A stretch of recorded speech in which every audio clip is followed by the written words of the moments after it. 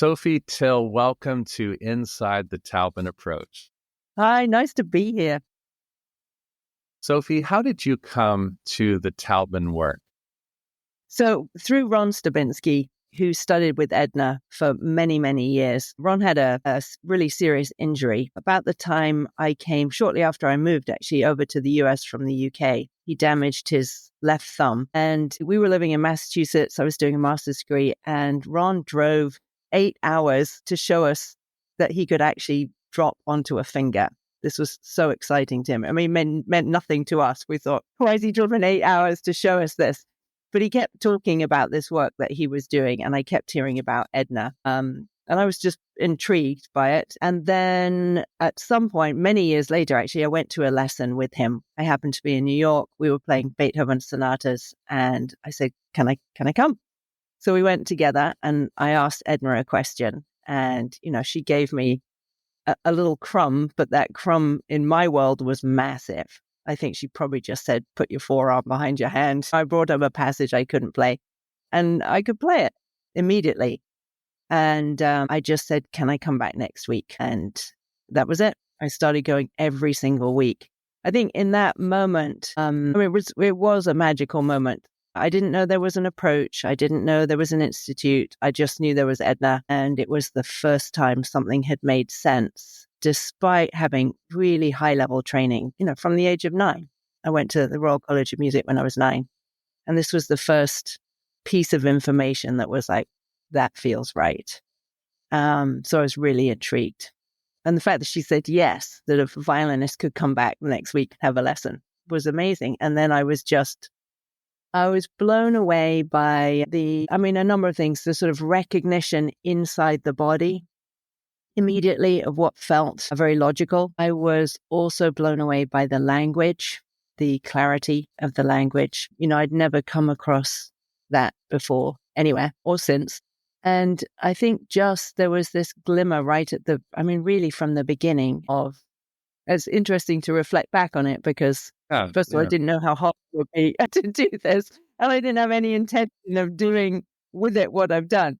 But there was this incredible sense of potential. Yeah, how exciting for you as an established concert violinist and then soon to be teacher. I'm sure you were teaching all along, but to be able to say, oh, wow, I could pass this knowledge on to others. How has it been to sort of translate, let's say, the glossary of terms as it relates to the Taubman approach?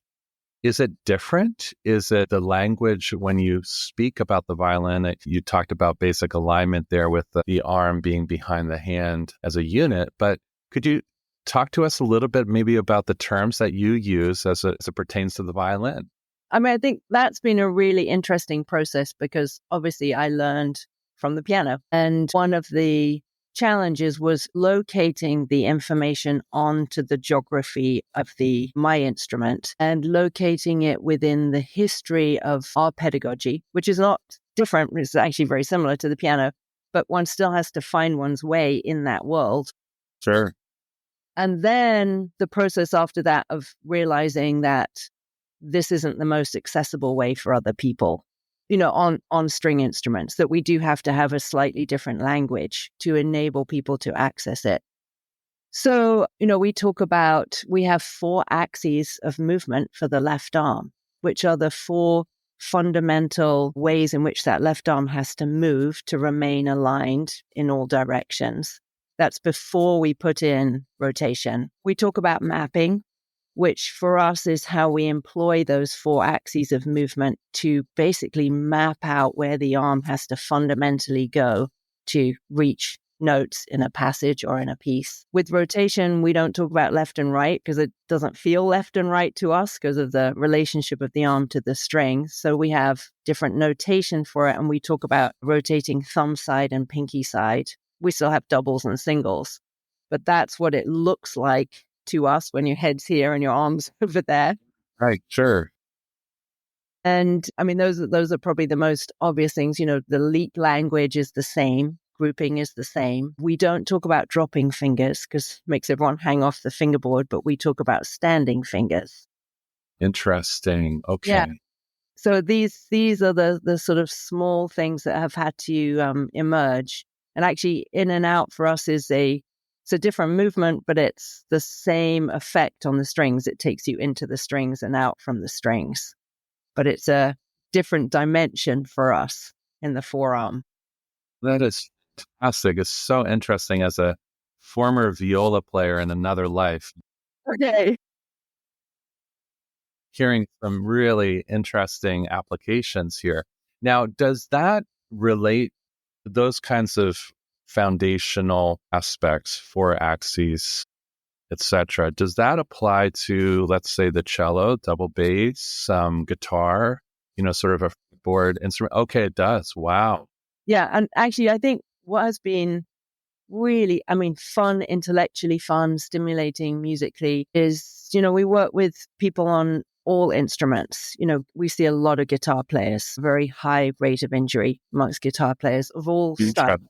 Interesting. Yeah. Bass, cello, viola, and it's totally adaptable. It is completely applicable to all those instruments. Again, you have to sort of shift your brain into their geography Yeah. and relationship to the instrument, but it's exactly the same. Yeah.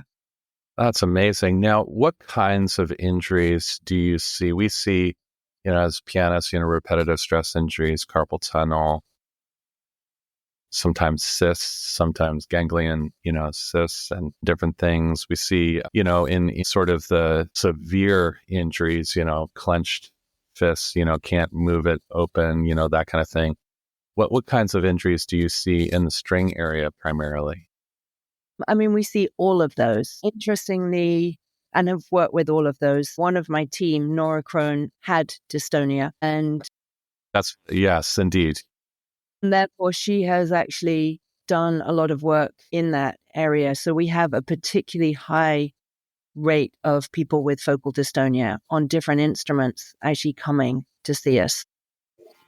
Last night I was working with a flamenco guitarist who's just doing brilliantly. And I'm about to see a violinist in Turkey. So we see a lot of focal dystonia. I would say that's the highest number of people that we see at the moment. And so is that due to isolation primarily, sort of pressing, if I'm getting that right, pressing into the fingerboard after sort of applying the pressure, whatnot, and just kind of grabbing a hold of the neck of the instrument? Is that sort of what you see?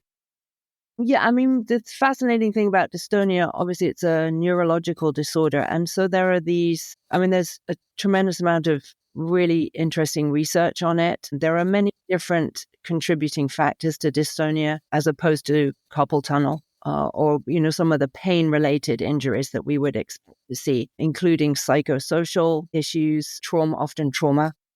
I think what's fascinating from my perspective and our perspective in the work that we do is that the cause of these injuries is built into the traditional pedagogies. And that's the sticking point. So, while we are rewiring someone's brain, which is a very challenging process to take someone through, it's a steep climb for them, and it's hard. It's not a quick fix. At the other end of the spectrum, we have developed this fabulous children's pedagogy that's now being used all around the world, where Wonderful, Sophie. Oh my goodness. that these things are not in place. It's really a completely different approach. So it's really important that I think that we not only help the professionals at the top who are dealing with these very difficult situations, but at the other end, Yeah. build sustainable careers for young musicians, because there's no reason to learn these movements that are harmful. There's just no Right. reason. And they don't provide any kind of musical benefit or technical benefit. They just end up hurting people, right? That's right. When you feed those movements in, and then you combine these other elements like trauma or high degrees of perfectionism, all these things that have been shown to be sort of pretty common amongst, or can be common amongst dystonia, you've created it. It's a sort of man-made situation. It's not like breaking your leg. There's an actual, we can avoid this. We don't have to put people in this situation. Yeah. Wow. Well, dear listener, as you're listening to this podcast episode, and if you know a string player that needs special attention, we're going to relay all of Sophie's incredible online materials in the show notes here on the Inside the Taubman Approach podcast, and this episode in particular. And so we want you, dear listener, to realize that there are folks in the string community that are ready to help you. It's not a desperate situation where there's no help. There is help. There is hope. What are some folks that you have just seen an absolute transformation, and what kind of stories just are exciting to you, Sophie, as you tell of the effect of your work in the lives of students? What kind of inspires you? I mean, I think on the injury side of things, I work with a wonderful professional violinist who had some serious left arm issues, not dystonia, complicated left arm issues, mostly revolving around vibrato. But vibrato is obviously housed in fundamentals. It's a little bit like furnishing the house before you've built the house, or Right. putting decorations on, but you don't have a Christmas tree. Anyway, she has done wonderful work, and she played a recital last weekend, and she sent me just a glorious message, which was like, this is the first time in my whole life, she's a professional, that I actually feel like I can start to play the way I want to play and express myself musically the way I want to. And, those are the messages that are just like, okay, we know it, but when other people share that with you, it's really special. Really special. Yeah. And then I think at the other end, I run the string project at the university, and I see students ages 4 through 18. So I have my little beginners on Wednesday, and they're 4, 5, 6 years old, and we're in the basement, and there's about 15 of us. And we spend a lot of time using objects and making observations about how the body works. And they have the most gorgeous answers. So there they are holding paper towel rolls and discussing their hands and their thumbs and the shapes of their hands. And they come up with these answers when I say, what shape are your fingers? And one little girl said, oh, they're curved, but a little bit straight, which is just, they're gorgeous. I mean, they have this just beautiful awareness and language. If you give them the space to do it, it's really pretty remarkable to watch them. So that's the kind of thing that warms my heart. I don't think, coming in to watch wouldn't get it, but I'm like, there you go. There it is. That is so special. Now, you've spoken about the left hand. What about the right hand? What about the bow? What about the, strumming on guitar and different kinds of finger picking on guitar and such? Talk to us about the bow hand. What do you see there, and what are some kind of fundamentals as people relate to this work? I think the mess on the sort of common mess on the bow side, the biggest one is that we are taught, and you can open pretty much any pedagogy book and you can see it, to curl the thumb into that sort of, it's got a severe curl outwards, to isolate the fingers into where the index finger is used to exert downward pressure to create articulation, and the little finger is isolated in the opposite direction as a sort of isolated balancing tool.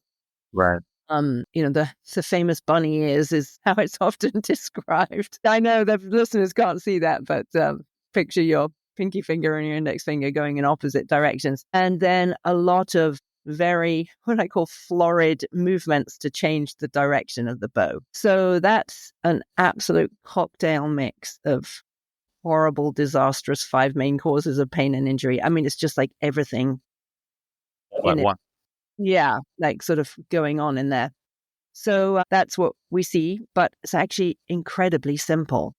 We have a holding mechanism. If you think how many objects we all hold every day and we move, it's like hundreds, thousands. Yeah.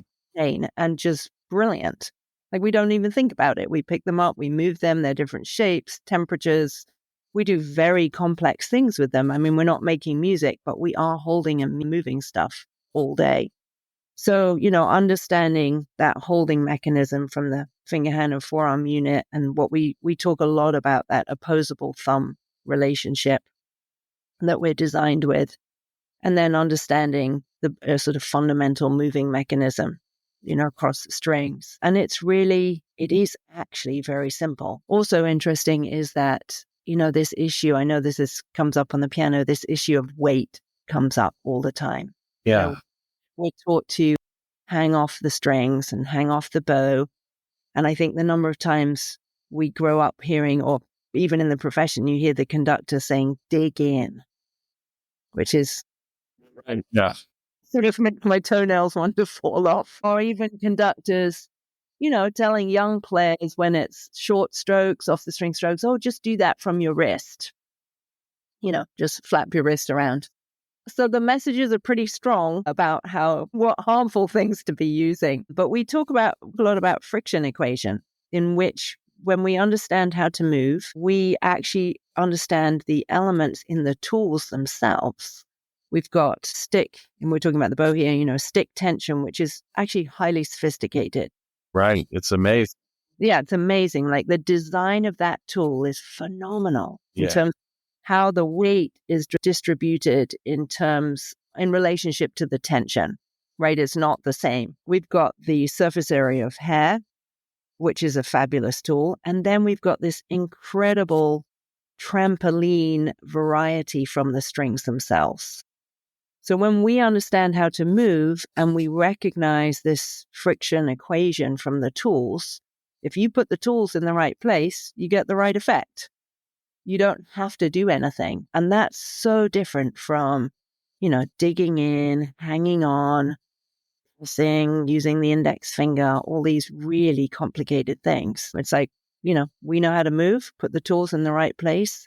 There are obviously more sophisticated elements to it, but that you give us color and nuance, but basically you can do what you want.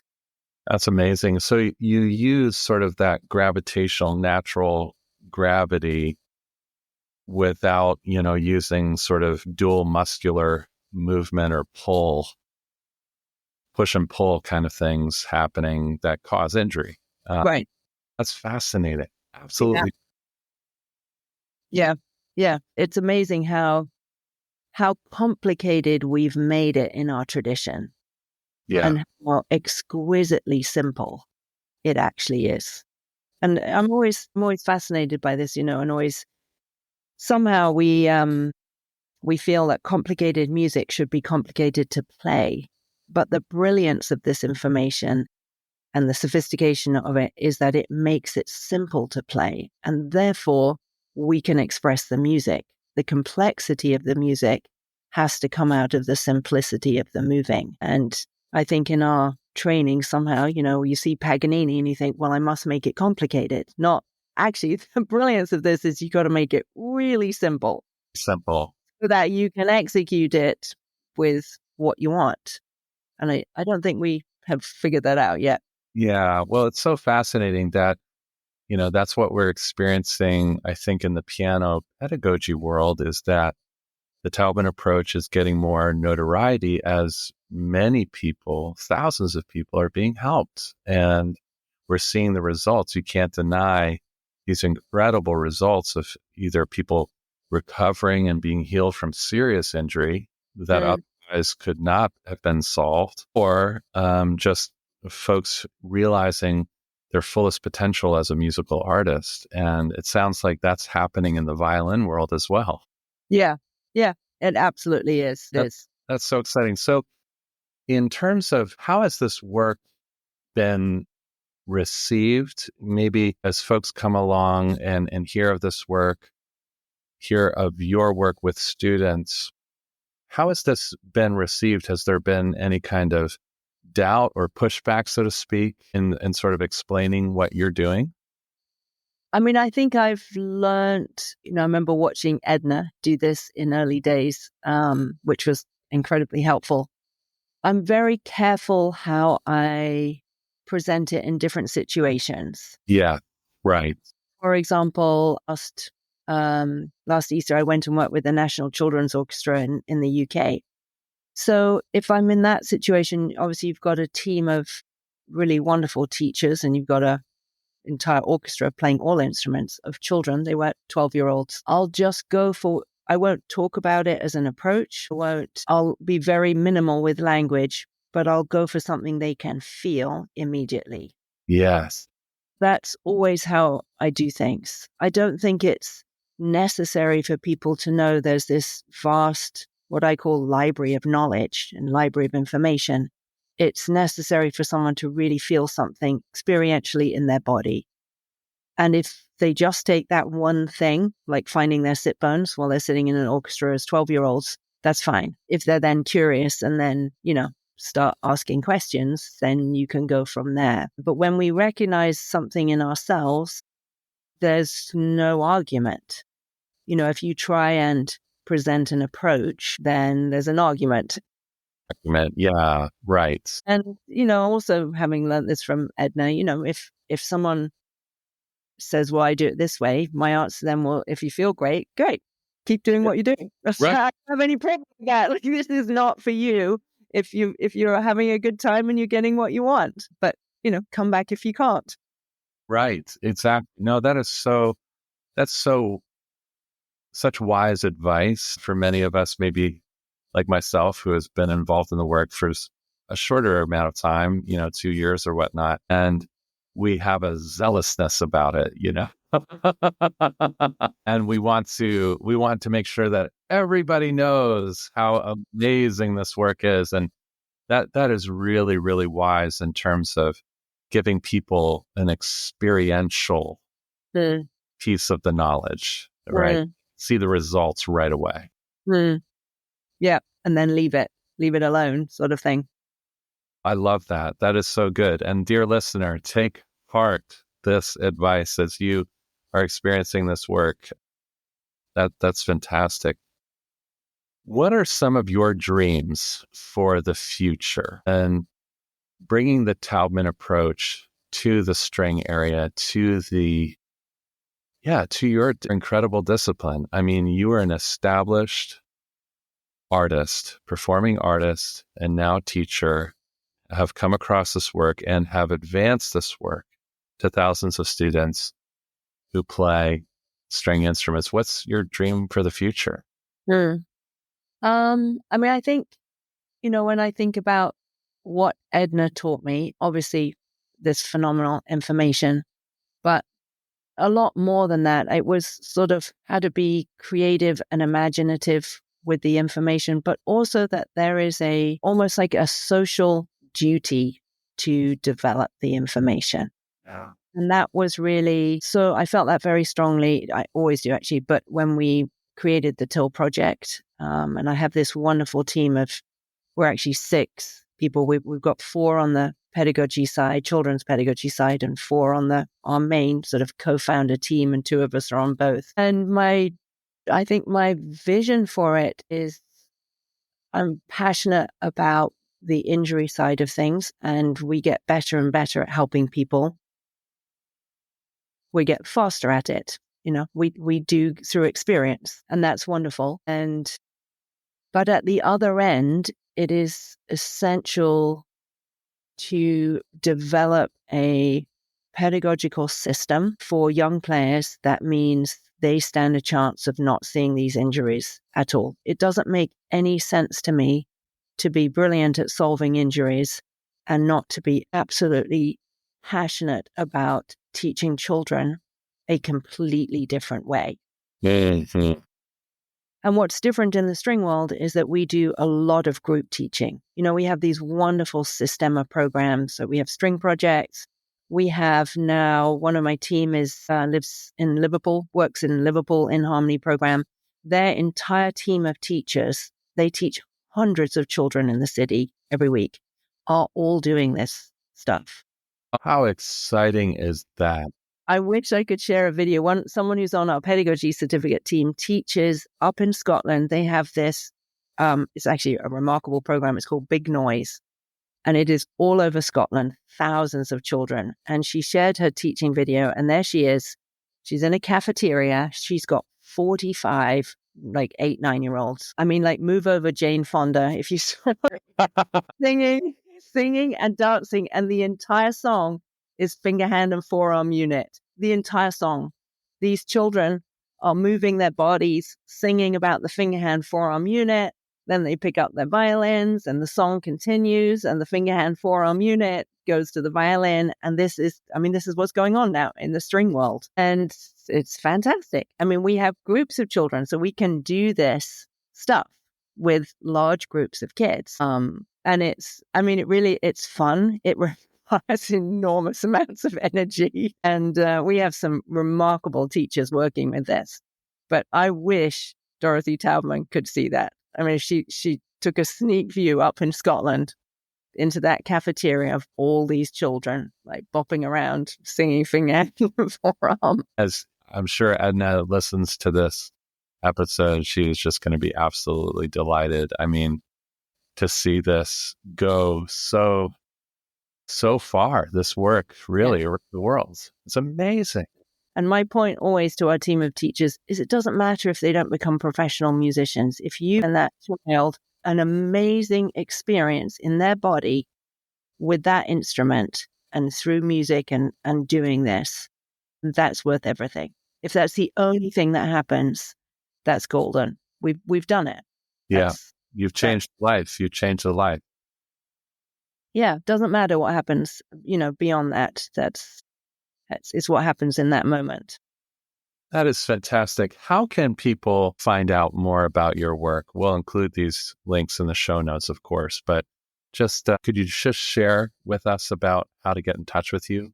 And your work?